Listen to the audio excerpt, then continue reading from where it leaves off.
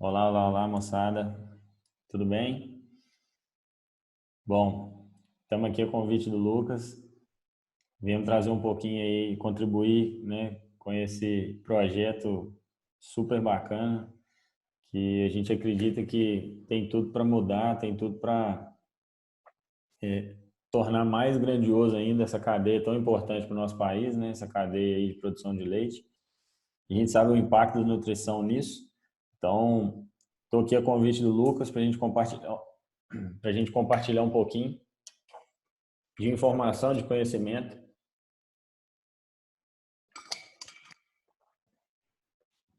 sobre manejo de pastagens e sistemas de produção de leite a pasto. Meu nome é Vinícius, eu sou veterinário, me formei na UFMG em Belo Horizonte, fiz meu mestrado e doutorado lá na área de nutrição de ruminantes. Hoje sou professor no Instituto Federal de Minas Gerais, no campus Bambuí. Então, vou trazer para vocês assim alguns conceitos, alguns fundamentos importantes que a gente leva em consideração na hora de tomar algumas decisões de manejo e algumas observações de campo nossa, algumas coisas que a gente foi entendendo, né? Foi trazendo um pouco da ciência, entendendo como que isso funcionava dentro da fazenda e foi criando os nossos próprios padrões aí para poder trabalhar. Então, eu acho que essa iniciativa do Lucas aqui, ela é fundamental, né? Acho que quem está fazendo o curso aí, principalmente iniciando essa carreira, corta aí 10, 12 anos de experiência, né? De bater cabeça, como a gente fala. Então, eu acho que isso é fundamental. Eu estou fazendo 7 anos de formado agora, sou um pouco mais novo que o Lucas, mas a gente vê o tanto que é importante a gente ter essa clareza, né, na hora de caminhar, na hora de tomar esse tipo de decisão. Então, o objetivo aqui não é trazer nenhum tipo de verdade absoluta, né? Muito pelo contrário, é a gente compartilhar um pouco de conhecimento, um pouco de experiência e interagir com vocês mesmo, né? Usem a plataforma lá do Facebook para poder mandar dúvidas, tudo que tiver ao nosso alcance aí, a gente vai dar o máximo de atenção possível, né? Tem algumas carinhas aí conhecidas, alguns alunos meus aqui da escola, buscando sempre mais, sempre aprender mais, e é isso aí que eu acho que é um grande diferencial, né? De quem dá resultado e de quem não dá resultado. É buscar atualizar, buscar coisas diferentes, visões diferentes de trabalho, e a gente está aqui para isso. Bom, então a gente vai bater um papo aqui sobre algumas estratégias de manejo para aumentar a produtividade, né? E aí é muito comum a gente ver um sistema de pastagem, de pastejo, que tem o foco em aumentar a produção de leite e muitas vezes essa produção, esse aumento de produção de leite ou esse máximo zootécnico, vamos dizer assim, de produção de leite, ele vem acompanhado de duas consequências. A primeira é o máximo zootécnico, ele está sempre depois do ótimo econômico, então a gente tem que ficar muito ligado nisso, né? Conciliar o que é o ótimo zootécnico com o ótimo econômico. Lembra, né, o Lucas já comentou isso muito com vocês, que o objetivo é lucro máximo e não custo mínimo ou máximo desempenho. Na verdade, é lucro máximo. Então, a gente acaba trabalhando aí dentro dos limites, né, do ótimo financeiro. Embora em alguns momentos a gente precise desafiar, sim, para ver até onde isso pode chegar, né, até onde esse zootécnico pode chegar, vamos dizer assim. Mas é muito comum a gente ver sistemas com o objetivo de aumento de produção de leite e muitas vezes perda na reprodução, né? Às vezes essa perda de condição corporal, essa perda na reprodução, ela é um negócio que vai acontecendo ao longo do tempo e depois de 3, 4 meses numa estação de pastejo, aí começa a diminuir um índice, começa a cair uma taxa de prenhez, por exemplo, ou as concepções começam a ficar mais baixas para as fazendas que controlam isso a cada 21 dias, por exemplo, e aí a gente começa, às vezes, não conseguir achar muitas respostas, né? Quando, na verdade, as respostas estão há 2, 3 meses atrás. Só que é difícil a gente fazer essa associação. Então, é muito comum a gente ver esses sistemas de pastejo querendo explorar demais o zootécnico das vacas, principalmente em termos de produção de leite e perdendo na reprodução, tá? E é comum também a gente ver sistemas de pastejo onde a gente tem excesso de oferta de forragem, então excesso às vezes de adubação, excesso de produção né? E erros, às vezes, ou falhas de manejo, e onde a gente poderia ajustar, né? A gente vê muito capim, muita produção de forragem e vacas perdendo condição corporal também. Tá? Então, às vezes, porque as vacas não estão dando conta de comer, o capim está crescendo muito rápido, a estrutura do capim está ficando ruim muito rápido, então essas folhas estão desequilibrando a relação de folha-colmo, as plantas, né, estão desequilibrando essa relação de folha-colmo muito rápido, e a gente acaba vendo as vacas com uma certa dificuldade de pastejar. Então, basicamente, o que a gente vai discutir aqui são estratégias para poder favorecer o consumo. Se a gente for pensar aí qual que é o maior desafio no sistema de pastejo para vacas leiteiras, é o consumo de matéria seca. Tá? Por mais que a gente trabalhe com gramíneas extremamente digestíveis, extremamente palatáveis, hoje a gente não usa mais tanto esse termo de palatabilidade, usa mais o termo de preferência, mas assim, são alimentos de alto valor nutritivo, né? E na maioria das vezes o que limita a produção não é a composição química. Na maioria das vezes o que limita a produção é o consumo. Então tudo que a gente vai discutir aqui, basicamente, se a gente pudesse tirar uma mensagem disso, né? Normalmente o pessoal deixa a mensagem principal para o final, né? Mas nós vamos falar ela aqui agora, vocês não vão embora não, continua aqui com a gente, que a mensagem principal aqui é: foquem em fazer as vacas consumir. Quanto mais essas vacas comerem de pasto, em tese, tá? Teoricamente, mais a gente vai conseguir explorar elas de forma sustentável, vamos dizer assim, do ponto de vista de saúde de rumo e do ponto de vista, na maioria das vezes, financeiro na fazenda. Tá? Obviamente que isso envolve vários outros fatores, mas o foco aqui é fazer a vaca consumir o máximo de pasto que for possível. Bom, para a gente fazer isso, a gente precisa entender, né, quais são os principais fatores envolvidos aí nesse processo, né, no sistema de produção a pasto. Então, a gente tem, deixa eu pegar uma canetinha aqui para a gente poder fazer umas anotações. Melhor. Então, o que a gente tem? A gente tem a relação de solo e planta. Essa relação de solo e planta, gente, ela é fundamental da gente entender ela, porque normalmente os pecuaristas não são bons agricultores, tá? Se a gente vê aí grande parte dos pecuaristas que são bons agricultores, na maioria das vezes as fazendas têm resultados bons, resultados tanto financeiros quanto zootécnicos bons, né? Quando a pessoa passa dessa etapa da dificuldade de produzir alimento na fazenda, principalmente volumoso, a gente acaba, no final das contas, tornando o sistema um pouco menos complexo, tá? E aí isso está muito atrelado à condição ou à importância que, às vezes, o pecuarista dá aos tratos culturais de solo. A gente não vai entrar nessa parte aqui, não é área de formação nossa. A gente sempre sugere uma consultoria agronômica para tratar especialmente desse, embora todos nós possamos, né, de alguma forma, conduzir a produção de volumoso ou, de alguma forma, trabalhar junto em equipes multidisciplinares, né, a gente sempre sugere uma consultoria agronômica, porque é, de fato, quem vai conseguir extrair, né, quando a gente fala aí, dependendo do nível de intensificação do sistema, a gente está tentando, né, trazer ou tentando explorar o máximo possível, o máximo econômico possível, e aí, a partir disso, a gente precisa, de fato, de especialistas. Então, essa relação de planta e solo, ela está muito ligada aos aspectos quantitativos, né? Ou seja, a produção mesmo em toneladas, né, de matéria seca por hectare, o que a gente consegue produzir, né, que está diretamente ligada à nossa taxa de lotação. Então, a capacidade de suporte de uma área, a taxa de lotação ótima que a gente vai colocar numa área, né, em animais ou unidade animal por hectare, ela está totalmente atrelada a esse rendimento forrageiro. Por outro lado, a gente tem a relação de planta e animal, né, que é talvez uma das relações mais fundamentais aí, e aí cabe a nós entender qual o tipo de animal que a gente está trabalhando. Nós estamos falando de vaca leiteira, nós estamos falando de bovino, nós temos que entender como é que é o hábito de pastejo, o que influencia, né, como é que é o comportamento natural desses animais. Quanto mais a gente quer trabalhar como espécie, mais a gente precisa entender a natureza e o comportamento dessa espécie.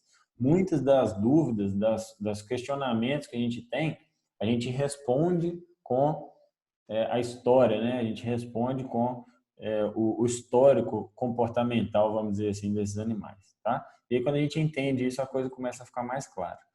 Bom, se a gente pensar nessa relação de planta e animal como o momento do pastejo, né? Seria o momento propriamente dito ali de interação.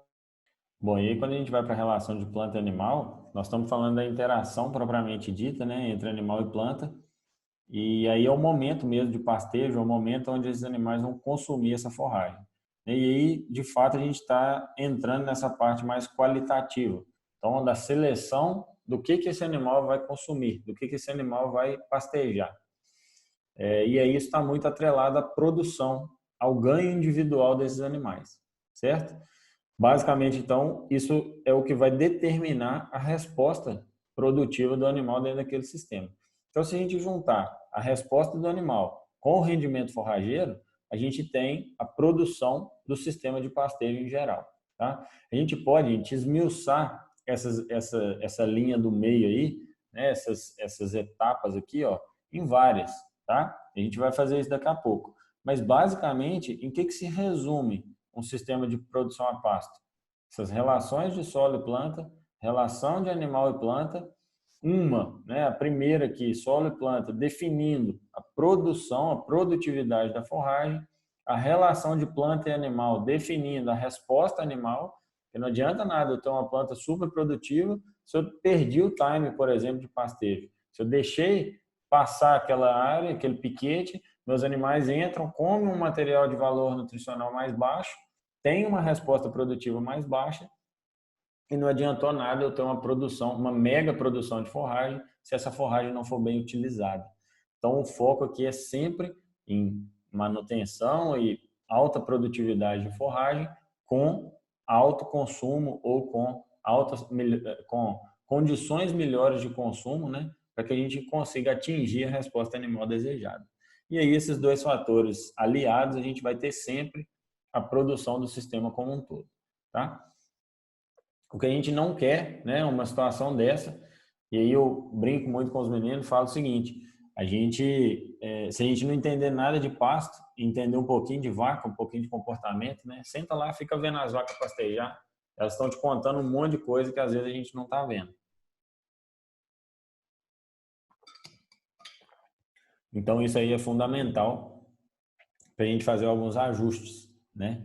A gente pode não entender muito de pasto, de solo e etc, mas se a gente entender de vaca, a gente já consegue fazer ajustes. Se a gente entender do sistema como um todo, aí os ajustes são melhores ainda e melhorando uma coisa aqui, outra ali, a gente acaba dando consistência, dando sustentabilidade para o negócio. Bom, basicamente, quando a gente pega um sistema de pastejo, a gente define, né, ou divide ele em três grandes etapas. Então, a gente tem a primeira etapa de crescimento, a gente comentou um pouco já lá atrás, né? Seria essa relação aí entre os recursos, solo, clima, qual gramínea a gente está trabalhando, né? Qual forrageira a gente está trabalhando. Isso é um esquema, né, adaptado de um trabalho com gramíneas temperadas, mas a gente acaba trazendo essas mesmas informações aí para as gramíneas tropicais. Tá? E muita gente deve perguntar para vocês, qual que é o melhor capim para tal coisa? Qual que é o melhor capim para tal coisa? A primeira resposta que a gente tem que dar é o seguinte, o melhor capim é o que você tem na fazenda. E aí algumas perguntas precisam ser feitas. Você já atingiu o máximo de produtividade da sua gramínea? Você já atingiu a capacidade de suporte máxima das suas áreas, né? Então, a capacidade de suporte seria a taxa de lotação ótima daquela área, naquele momento, naquelas condições e etc. Bom, se você já atingiu esse máximo produtivo, o manejo está redondo, a coisa está acontecendo, talvez seja o momento, sim, de pensar em ir para uma gramínea mais produtiva e assim por diante. Por que na maioria das vezes, gente, o sistema de pastejo, ele não tem sucesso, tá? E aí eu vou ser um pouco pragmático aqui em relação a isso. Quando a gente simplesmente vai lá, monta um sistema do mais intensivo possível, aduba com uma dose de nitrogênio, potássio alta, faz um sistema de irrigação, às vezes com investimentos aí de 10, 12, 15 mil reais por hectare, e na maioria das vezes isso ainda não resolve o problema produtivo da fazenda. porque na maioria das vezes as pessoas não estão preparadas para trabalhar com um tipo de sistema tão intensivo assim. Tá? Então, essa escada da intensificação, ela tem que ser gradual. Né? A equipe tem que saber aprender a trabalhar com manejo de pastagem, tem que aprender a trabalhar com pastejo rotacionado. Para quê? Para tomar as melhores decisões nos melhores momentos, aonde a gente vai ter a forragem no momento ideal de cortar, aonde a gente vai ter lotes estrategicamente, né, sendo colocados em piquetes, aonde vai ter um pastejo melhor, aonde vai ter consumo melhor. Tá? Então, basicamente, a gente tem essas escolhas aí a fazer. Né? Em relação ao solo, fertilidade é uma coisa, sem dúvida nenhuma, construída, né? Mas, obviamente, algumas áreas demoram um pouco mais ou um pouco menos de tempo ou de investimento para construir essa fertilidade. Então, a gente precisa entender isso, né? Isso é um erro comum também, às vezes, nas fazendas. Né? Você tem algumas áreas, por exemplo, onde você define prioridade para poder trabalhar. E é muito comum as pessoas, às vezes, começarem a trabalhar nas áreas piores da fazenda. E aí o que a gente vê é que no meio do planejamento, então vamos supor que a gente fez um planejamento de 5 anos. Né? E aí no primeiro e no segundo ano a gente trabalha em áreas ruins. A gente vê que no terceiro ano a gente está com a fazenda toda mediana. Né? Enquanto o que a gente deveria fazer? Tá? O que é o mais correto do ponto de vista agronômico? A gente sempre iniciar o trabalho nas áreas melhores. Né? As recuperações de pastagem, a gente sempre começar nas áreas que têm maior potencial de resposta. Obviamente que isso vai ser feito uma análise de solo, tem toda uma etapa de diagnóstico por trás disso. Tá? Mas esse trabalho em áreas melhores, eles vão proporcionar resposta produtiva, fluxo de caixa, para a gente poder pegar esse recurso e reformar, às vezes, ou recuperar outras áreas na fazenda. Tá? Então, basicamente, esses recursos, né, eles estão relacionados com essa etapa de crescimento. Depois dessa etapa de crescimento, a gente tem a etapa de utilização, que, na nossa opinião, e aí a gente traz isso da ciência e vê isso se aplicando no campo, é a maior oportunidade que a gente tem de atuação nesse tipo de sistema. Por quê? Porque essa etapa de utilização é literalmente o momento do pastejo. Então, ela é a maior oportunidade que a gente tem para poder trabalhar isso de forma inteligente, vamos dizer assim, no seguinte sentido: a gente levantar dados da fazenda, a gente monitorar como é que é o sistema de piquete da fazenda, entender como é que esses piquetes crescem, entender como é que eles atingem a altura, né? Como que a gente pode ter estratégias de intensidade de pastejo, frequência de pastejo, a gente vai comentar sobre isso mais na frente, mas é a hora que a gente tem para poder falar o seguinte: entendam que o momento que as vacas entram no piquete, ele está sob a nossa decisão, ele está no nosso controle, né?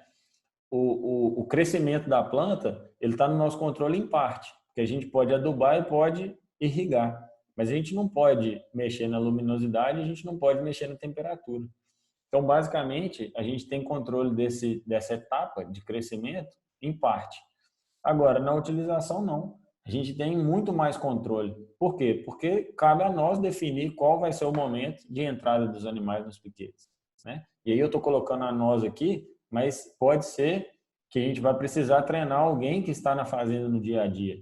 Enquanto consultores, dificilmente a gente vai estar lá, a não ser que você fique fixo numa fazenda e possa, né, ter essa oportunidade de tomar decisões.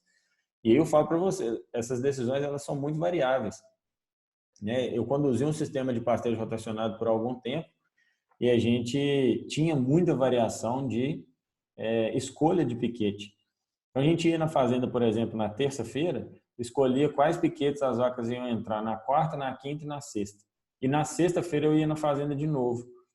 Às vezes, a sequência que a gente definiu, se a gente tivesse ido, por exemplo, vamos imaginar que se eu fosse uma vez por mês na fazenda, tá? E aí eu teria que deixar lá uma sequência de piquetes de entrada, né? Tem muita gente que, de alguma forma, tenta fazer um pouco disso, tá? Imaginem só que a cada semana ou a cada 2 vezes na semana que você vai na fazenda, esses piquetes podem ter mudado completamente, que dirá em 30 dias. Então, o que eu estou querendo dizer aqui é o seguinte: eu estou falando que nós vamos tomar essa decisão, mas se não for você pessoalmente, enquanto consultor, a gente precisa treinar alguém para poder fazer isso na fazenda, tá? Nós vamos comentar um pouquinho sobre isso também mais na frente. Mas essa é a etapa onde a gente tem a maior oportunidade, é onde a gente vai definir qual o momento melhor de entrada, qual o lote melhor para poder pastejar, qual o piquete, tá? E aí, por fim, a gente tem a etapa de conversão, né? Essa etapa de conversão ela está muito mais ligada à capacidade do animal de converter. Então, eu posso ter uma vaca, por exemplo, que vai pastejar muito e vai ter uma resposta, às vezes, direta em produção de leite, e eu posso ter uma vaca que pode ser limitada pela genética dela, né? Aquela dieta que ela está comendo ali já é o suficiente para ela expressar ao máximo. De repente, se a gente apertar um pouco mais naquela dieta, ela acaba engordando, acumulando reserva, ao invés de ter resposta de produção de leite. Então, como essa etapa de conversão depende muito da genética dos animais, né? Eu acho que aqui é uma outra prosa para a gente ter, né? Qual tipo de animal a gente colocaria em sistema de pasta, etc. Mas a gente tem menos oportunidade também de mexer. Isso aqui está menos no nosso controle, né? Talvez se a gente quiser algo mais de longo prazo, a gente pensa aí em alguma estratégia de melhoramento, né? Ou algo que seja um pouco menos factível, vamos dizer assim, comercialmente, que seria a troca de um rebanho e assim por diante. Mas essa etapa de conversão e a etapa de crescimento são as etapas que a gente tem menos oportunidade de mexer. Então, olha só, nesse trabalho, o que esse autor traz para a gente, né? O Hodgson aqui, talvez seja uma das maiores autoridades aí em manejo de pastagem no mundo. Então, a gente vai trazer bastante coisa desses autores aqui, né? Esse aqui especificamente. Bom, o que esse trabalho traz para a gente? Isso aqui é a eficiência energética do processo produtivo em sistemas de produção animal em pastagens, né? Como eu disse para vocês, isso é de clima temperado, mas a gente acaba trazendo essa inteligência, essa informação para as gramíneas de clima tropical que a gente tem também. Me parece que tem alguém do sul aí, né? Deve trabalhar bem com gramíneas temperadas. Mas a grande maioria aqui de Brasil Central, a gente vai acabar trabalhando mais com gramíneas tropicais. Então, ó, naquela etapa de crescimento que a gente comentou, né, na relação de solo, de recursos, etc., a gente tem aí de 2 a 4% de essa proporção de energia entre saída e entrada. Vamos entender isso aqui como oportunidade de manipulação do sistema, tá? Em termos de ganho, vamos dizer assim, aonde que a gente pode colocar, onde que a gente consegue, de fato, colocar mais recurso e que a gente vai ter mais resposta, tá? Então, a gente tem aí oportunidade de 2 a 4% de manipulação. Na última etapa de conversão, ó, lembra que a gente comentou de 2 a 5. Então, eu consigo sair aí, eu consigo melhorar, né, de 2 a 5% nessa etapa de conversão e de crescimento de 2 a 4. E quando a gente vem para a etapa de utilização que a gente comentou, ó, de 40 a 80% de ganho de eficiência, vamos dizer assim, tá?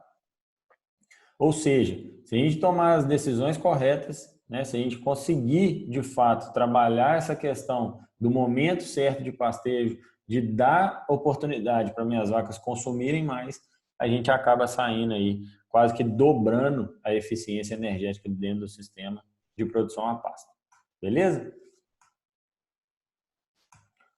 Bom, alguns conceitos que precisam ficar claros, né, para a gente é que manejo de pastagem é diferente de manejo do pastejo, tá? O manejo da pastagem, basicamente, é um conceito onde a gente tem uma intervenção mais macro no sistema. Então, inclusive na parte, né, que a gente comentou mais agronômica, tratos culturais de solo, né, e assim por diante, toda a parte do manejo do sistema como um todo, né? E a gente tem o conceito de manejo do pastejo, que seria mais essa questão pontual de que momento nossas vacas vão pastejar, como que a gente vai fazer para ofertar uma forragem de qualidade e em quantidade suficiente para a gente manter altas lotações, né? Capacidade de suporte alta dentro dos sistemas, tá? Então, basicamente, a gente vai comentar, né, de algumas coisas do manejo de pastagem em geral e depois vai entrar mais no manejo do pastejo, especificamente, tá? Então, basicamente, esse manejo de pastagens em geral, né, por definição, ele é o conjunto de ações no solo, planta e animal, então nesses três fatores, né, interagindo aí no meio ambiente, que visam a produtividade da comunidade de plantas e do meio ambiente. Ou seja, o que a gente quer é um equilíbrio entre produção de forragem, exigência nutricional, manutenção do pasto e consumo. Então, basicamente, a gente olha para o sistema de pasto como produção de alimento isoladamente e, basicamente, a gente olha para a vaca interagindo nesse sistema de forma que ela consiga consumir o máximo possível sem que isso prejudique, né, rebrote, sem que isso prejudique o vigor de vegetação das plantas. Isso é muito importante. Basicamente, né, o que a gente quer, né, de objetivo quando a gente traça estratégias de manejo de pasto é fornecer alimentação de forma regular e nutritiva durante todo o ano. Então, às vezes a gente pensa, mas nós estamos falando de manejo do pastejo, por exemplo, na época das águas. Sim, mas trabalhar uma área da fazenda de forma intensiva nas águas e trabalhar a área, né, de produção de volumoso para no inverno, por exemplo, suplementar esses animais no coxo, tudo isso entra como uma estratégia de manejo nutricional, né, onde a gente encaixa aí o manejo de pastagem junto com esses manejos aí de suplementação de volumoso. Tá? E aí no gado de leite, né, a gente não tem como correr disso. Na época de seca, a gente, a não ser em climas temperados, mas mesmo assim dificilmente a gente vai conseguir sair desse semi-confinamento, né? De um trabalho aí de suplementação com volumoso na época de inverno, na época de escassez de forragem, principalmente para as vacas em produção. Outro objetivo aí que a gente tem com manejo é aumentar o rendimento forrageiro por unidade diária. Então lembrem lá atrás, né, na etapa de crescimento, tudo que a gente quer é tornar aquela área mais produtiva, desde que isso seja economicamente viável. Eu acho que, não sei se é claro para todo mundo aqui, mas a gente tem uma tendência de resposta, né, e isso acontece em qualquer sistema biológico, bioquímico, de resposta linear até certo ponto. Isso acontece com as respostas de adubação. Então, a gente tem, para cada 1 quilo de nitrogênio a mais que eu jogo, eu produzo X quilos a mais de forragem. E isso vai numa resposta linear até certo ponto. Então, a gente tem as doses ótimas aí de adubação, onde a gente ainda tem resposta linear. Chega num determinado momento que essa resposta deixa de ser linear, né? Ela entra num platô de curva, até chegar num momento em que pode ter uma queda de produtividade por excesso de alguns nutrientes ou alguns elementos no solo, mas em geral a gente nunca quer chegar nesse platô da curva. A gente quer sempre manter aonde essa curva ainda tem respostas lineares. Quando ela começa a chegar nesse platô da curva, é o momento onde a gente teria a dose máxima econômica, né, de resposta aí em relação de adubação e produção de forragem. Então, a gente quer sempre chegar nesse rendimento forrageiro de forma sustentável, principalmente econômica. Tá? Reduzir a degradação de pasto. Uma coisa acaba estando atrelada à outra. Né? Se a gente quer gramíneas vegetando com mais vigor, se a gente quer mais força, vamos dizer assim, produtividade por área, não dá para a gente pensar em degradação mais. Né? Sistemas de pastejo rotacionado, a gente não consegue ou não quer, de forma nenhuma, trabalhar com nenhum tipo de degradação. E muitas vezes, gente, a gente tem na cabeça que degradação é o pasto cheio de invasora, ou o pasto que tem cupim, ou o pasto que está expondo o solo de alguma forma, tá? Mas o primeiro sintoma de degradação, coloquem isso na cabeça, guardem isso, né, com muito as 7 chaves aí. O primeiro sintoma de degradação de um pasto é a perda de produtividade. E se a gente não repor nutrientes, se a gente não adubar esse pasto de um ano para o outro, naturalmente ele vai perder em produtividade, ou seja, ele já está entrando em um processo de degradação, tá? Então lembre que quanto mais a gente extrai, quanto mais intensivo for o sistema, teoricamente mais eu preciso repor de nutriente. Por quê? Porque senão eu estou expondo essa área a um processo de degradação. E aí o que acontece? Visualmente, do primeiro para o segundo ano não muda nada. Do segundo para o terceiro, talvez as vacas comecem a perder condição corporal. E aí do terceiro para o quarto a gente já tem muitas vezes as áreas expondo o solo, né, perdendo um pouco aí de capacidade competitiva, vamos dizer assim, das plantas, E aí, do quinto ano para frente, a gente começa a ver os sinais mais claros. Então, exposição de solo. Com a exposição de solo, vem gramíneas e outras, folha larga, por exemplo, outras daninhas, né, oportunistas. A gente tem acidificação do solo, e aí começa a aparecer cupim e assim por diante. É comum, né, o pessoal no campo falar, aquela terra é ácida, tem muito cupim. Né? Será que ela tem muito cupim porque ela é ácida ou ela é ácida porque tem muito cupim? Aquele negócio, né? Quem veio primeiro, o ovo ou a galinha? Então, na verdade, o cupim ele é só mais um sintoma de degradação. Né? O solo então, ele já vem num processo de acidificação e aí acaba demonstrando isso, né, de várias formas. Bom, e um outro objetivo final aí seria conservar a fertilidade do solo. Né? Obviamente, uma coisa está atrelada à outra. Então, quando a gente conservar e, na verdade, sempre que for possível, a gente melhorar, né? Construir mais fertilidade cada vez mais. Bom, aqui a gente tem uma escada, né, de possibilidades, vamos dizer assim, que são as oportunidades que a gente tem aí de ir intensificando o sistema de pastagem. Né? Um sistema mais simples, talvez a gente falaria aí que ele começa com uma lotação contínua de carga fixa. Não, Vinícius, o que significa isso? Uma lotação contínua, gente, é uma área onde a gente tem animais por um período de tempo prolongado. Ou seja, a gente não tem um período de descanso para a gramínea, que é extremamente importante, né, quando a gente pensa num sistema de pasteio. É importante que a gramínea tenha tempo para poder recuperar, para poder rebrotar. Tá? No caso da lotação contínua, a gente não tem esse tempo, a gente não tem esse período de descanso para a gramínea rebrotar, acumular reserva e assim por diante. Tem alguns prejuízos, né, em relação a isso. A gente vai comentar daqui a pouco. E aí, mais um agravante, vamos dizer assim, né, seria a carga fixa. O que é a carga fixa? Eu definir um número de animais que vai ficar naquela área e não sair daquele número. Então, exemplo, eu tenho uma área lá de 10 hectares e eu vou colocar 10 vacas. Então, eu tenho 10 vacas o ano inteiro ou a estação chuvosa inteira em cima daqueles 10 hectares. Né? Eu tenho uma taxa de lotação fixa de 1 UA por hectare. Vamos considerar uma vaca aqui como uma unidade animal. Para quem não sabe, uma unidade animal são 450 quilos de peso vivo. O Lucas com certeza já comentou isso aí com vocês. Então, vamos considerar aqui uma vaca como uma unidade animal. Então, eu tenho 10 vacas em 10 hectares durante toda a estação chuvosa ou durante todo o ano. Então, isso é um sistema de lotação contínua com carga fixa. Tá? Quais os prejuízos disso? A gente vai ver daqui a pouco. Mas eu tenho, por exemplo, e o principal deles é a heterogeneidade de pastagem. Tá? É onde eu tenho áreas de superpastejo e áreas de subpastejo. Isso acontece muito, são pastejos desiguais quando a gente trabalha com lotação contínua. Tá? Depois a gente tem, né, subindo um degrau, vamos dizer assim, a gente tem a lotação contínua com carga variável. O que seria isso? Eu tenho aquelas 10 vacas naqueles 10 hectares. Eu estou vendo que o capim está sentindo um pouco, está rebaixando muito aquela área, mais do que eu gostaria.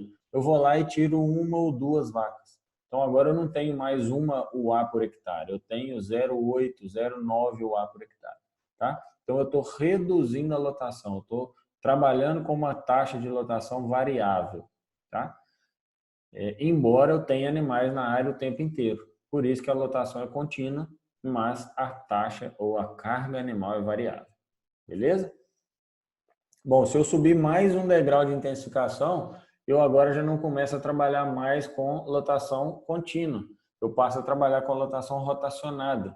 E aí eu já entro, né, em algumas vantagens e algumas necessidades que vêm junto com essa intensificação. Quais são as vantagens principais de uma lotação rotacionada em detrimento da lotação contínua? Principalmente, gente, a eficiência de pastejo, a eficiência de colheita da planta. Por quê? Porque, via de regra, meus animais entram num piquete que está muito mais homogêneo e eu consigo colocar uma taxa de lotação pontual, estática, ali dentro daquele piquete, muito maior do que eu colocaria se fosse na lotação contínua. Então, vamos imaginar aqui, ó, eu tenho 10 vacas na lotação contínua, a gente deu aquele exemplo. 10 vacas em 10 hectares. Então, eu tenho uma UA por hectare. Ok? Se eu pego esses 10 hectares e divido em 10 piquetes, eu vou ter cada piquete de 1 hectare. Tá certo? Eu pego essas 10 vacas e coloco elas em 1 hectare agora. Então, a minha taxa de lotação dentro daquele piquete ali agora é de 10 UA por hectare e não de 1 UA por hectare igual a gente tinha antes. Percebam que a taxa de lotação da área toda ela é igual. Eu tenho 10 vacas em 10 hectares. Só que a taxa de lotação daquele piquete ela é muito maior. Pontualmente ali naquele dia, naqueles dias de pastejo ali, ela é muito maior, tá? Então a gente acaba tendo a oportunidade de ter um pastejo mais homogêneo. A gente consegue, né, fazer com que os animais entrem nos piquetes e façam um pastejo mais homogêneo. Por quê? Primeiro porque o período vai ser mais curto. Então as vacas vão entrar, vão pastejar o que a gente chama de extrato pastejável. Então elas vão comer o primeiro extrato pastejável das plantas ali, que via de regra são só folhas, e aí a gente define a hora de tirar esses animais do piquete, baseado principalmente no resíduo da pastagem. Tá? Nós vamos entrar nisso também mais a fundo lá na frente. É só para vocês já irem acostumando com esses termos aí, com essas definições. Então, via de regra, quando a gente trabalha com a lotação rotacionada, o grande ganho em relação à lotação contínua é a eficiência de pastejo, tá? A eficiência de colheita da planta. Por quê? Primeiro porque o animal diminui a oportunidade de seleção, diminui a oportunidade de escolha. Então, a gente já não tem mais aquele pastejo heterogêneo. Agora, a gente começa a colocar os animais para pastejar a área e tem um pastejo homogêneo na maioria das vezes, tá? Só que junto com essas divisões, como a gente tem mais pastejo, né, mais material sendo retirado, a gente acaba tendo que repor mais nutriente. Então, quanto mais intensivo for o meu pastejo rotacionado, mais pastejo meus animais fizer, mais eu preciso repor de nutriente. Pensem comigo, numa lotação contínua, a gente vai ter um monte de pasto que vai estar subpastejado. Quando um pasto é subpastejado, significa o quê? Que esse pasto passa do ponto, essa planta, na maioria das vezes, emite uma inflorescência, e quando isso acontece, ela já teve um monte de folha lá na base do colmo, na base do caule, que entrou em senescência, que a gente fala.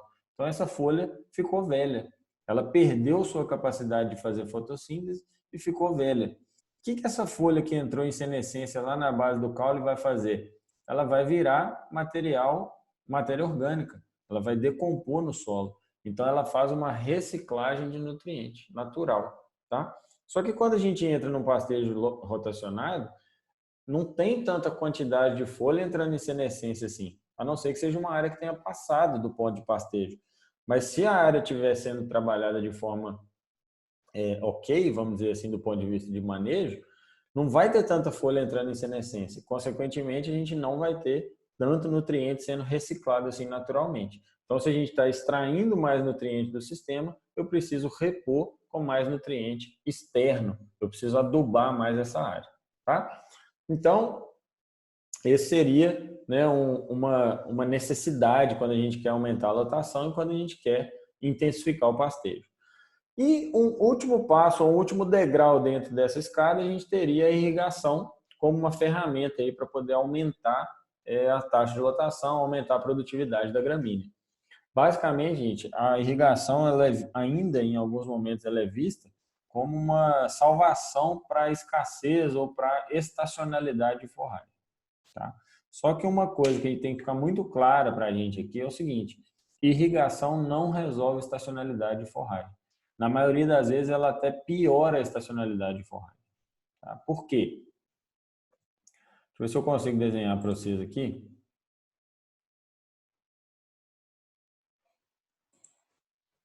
Ó, vamos pegar aqui um gráfico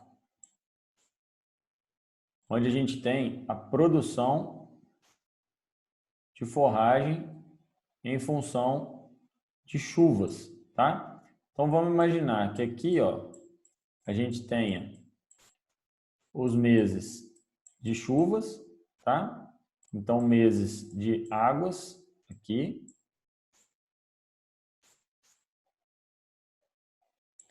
E aqui a época de seca ou de baixa oferta de forragem e de escassez de forragem, tá?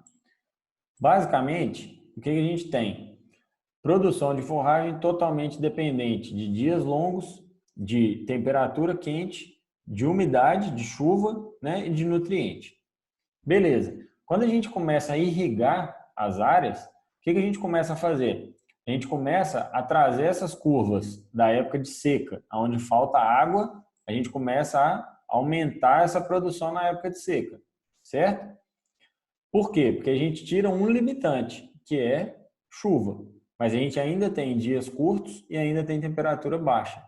Então, via de regra aí para as gramíneas tropicais, abaixo de 18, 16 graus, a taxa fotossintética já é bem baixa.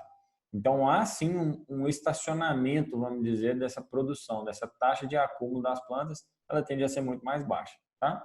Só que quando vai aproximando o verão e a gente começa a irrigar, a gente vê um aumento, né, de produção de forragem na época de verão maior do que se a gente não tivesse irrigado. Obviamente, porque a gente às vezes tem um veranico, às vezes não cai a quantidade de chuva que precisava, e como a gente está molhando aquela área, né, a gente deixa de ter o limitante. Porque aqui a gente já tem dias longos, a gente já tem dias quentes, a gente tem nutriente e a gente tem água. Então, teoricamente, não tem limitante, tá? Só que se antes, né, na área de sequeiro, vamos imaginar que eu colocava 2 UA por hectare na seca e trabalhava com 6 UA por hectare nas águas, tá? Quando a gente irriga essas áreas, vamos imaginar aqui que quando muito, a gente aumenta 1 UA por hectare na seca. Então eu trouxe aqui para 3. Mas eu aumento, por exemplo, de 2 a 3 UA por hectare aqui nas águas, tá? Então, eu saio de uma estacionalidade ou de um gap de forragem de 6 para 2, ou seja, eu tenho uma diferença aí de 4 UA por hectare mais ou menos entre seca e águas, tá? Para um gap de 9 para 3, ou seja, eu tenho agora uma diferença de 6 UA por hectare de água e seca. Então, na maioria das vezes, as pessoas veem a irrigação como uma coisa milagrosa, né? Como algo que vai resolver esse problema de seca, e não é bem assim que funciona, tá? Por isso que para a gente entender em qual nível de intensificação que a gente vai trabalhar aqui, a gente precisa de ter muito bom senso. Isso vai depender, obviamente, da capacidade de investimento da fazenda, vai depender da capacidade de gestão da equipe da fazenda, qual que é a experiência que essa equipe tem com manejo de pastagem, com intensificação ou não, né? Qual que é a cultura dessa fazenda de gerar inteligência, de gerar número, de gerar monitoramento, para a gente poder aplicar isso dentro da fazenda de volta, tá? Então, o ideal é que a gente vá seguindo, né, essa escada, mas eventualmente a gente vai começar já em algum desses degraus aqui mais altos, né? O que dá uma mega oportunidade para a gente poder fazer vários ajustes na maioria das vezes, tá? Bom, o que a gente comentou, né, sobre a parte de... Deixa eu trocar a caneta aqui.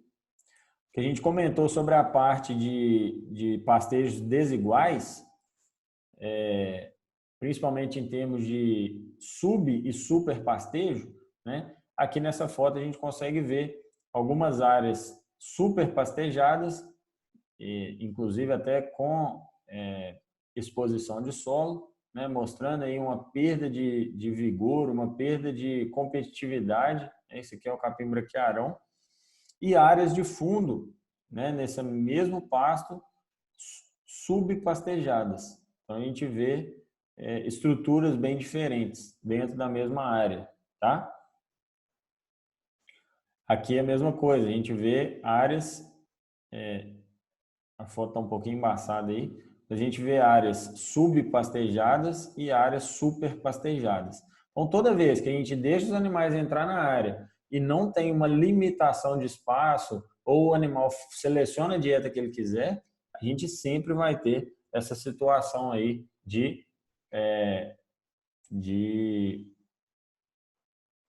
pastejos heterogêneos, tá? Áreas subpastejadas e áreas superpastejadas.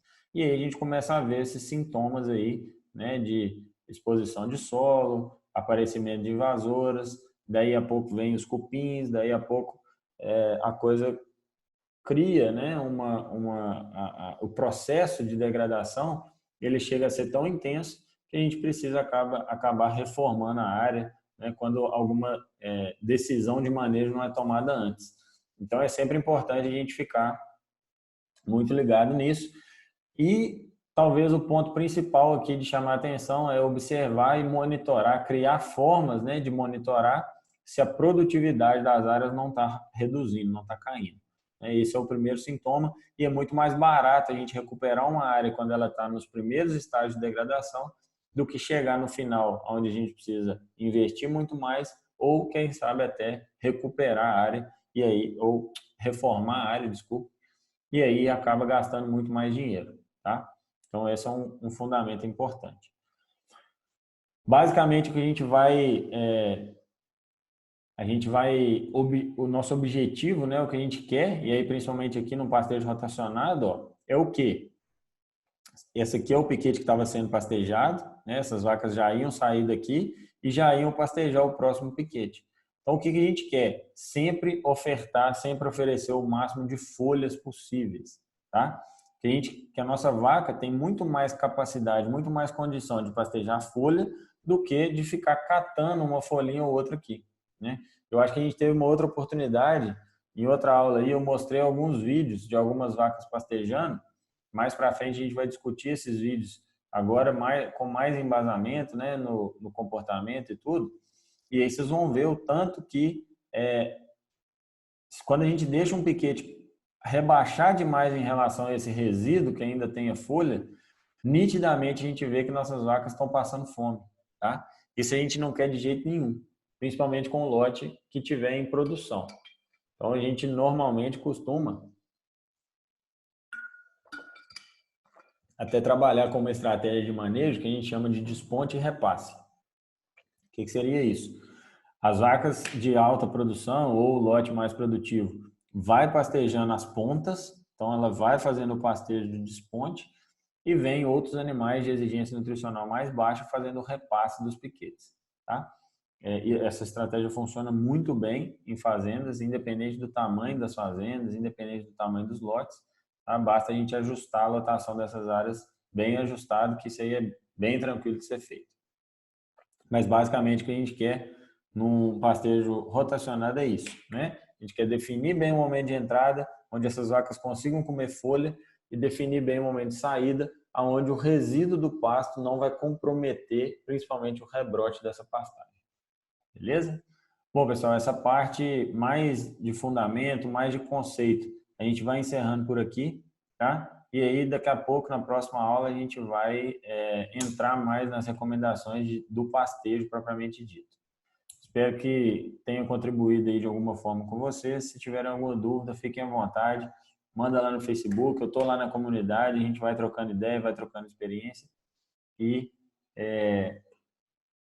mandem também, né, experiências suas, situações que vocês passarem fazendo, às vezes algum estágio ou alguma consultoria, né, alguma situação aí que a gente possa contribuir de alguma forma. Podem mandar, fiquem à vontade, que vai ser um prazer para a gente poder contribuir. Até a próxima aula aí, um abraço.